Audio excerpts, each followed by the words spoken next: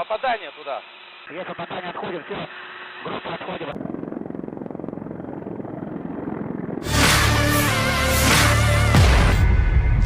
Militer Rusia memperbarui informasi operasi militer khusus di Ukraina dalam 24 jam terakhir.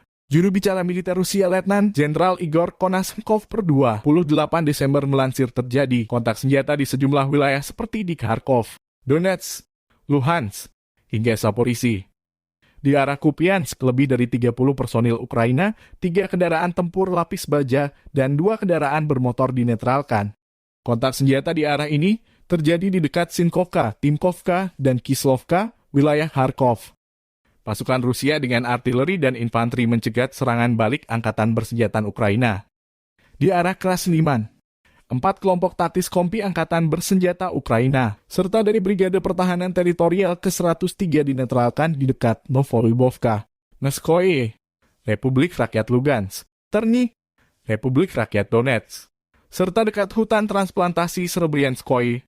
Serangan musuh diantisipasi berkat pengintaian dan koordinasi aktif antar lini di garis depan.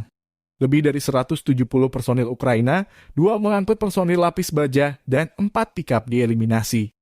Juru bicara militer Rusia Letnan Jenderal Igor Konashenkov melansir secara total 352 pesawat terbang dan 192 helikopter.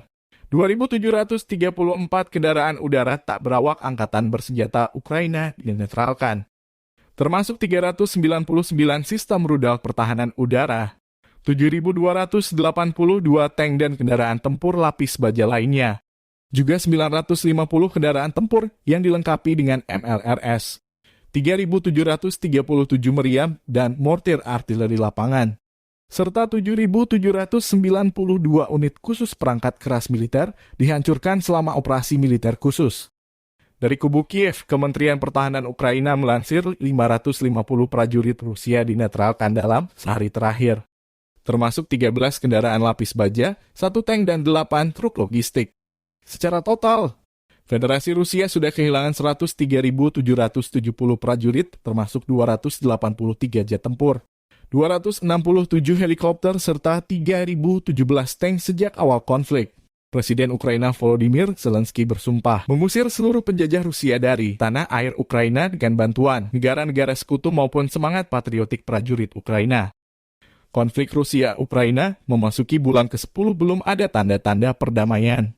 Планів на січень зустрівся з міністром оборони Франції, який прибув в Україну, обговорили співпрацю за рік, відбудову нашої країни і ще один крок в посиленні нашої протиповітряної оборони. Дякую, Франції. Зустрівся з урядовцями і головами парламентських комітетів, обговорили, які рішення готуються. Сьогодні ж звернувся з щорічним посланням до Верховної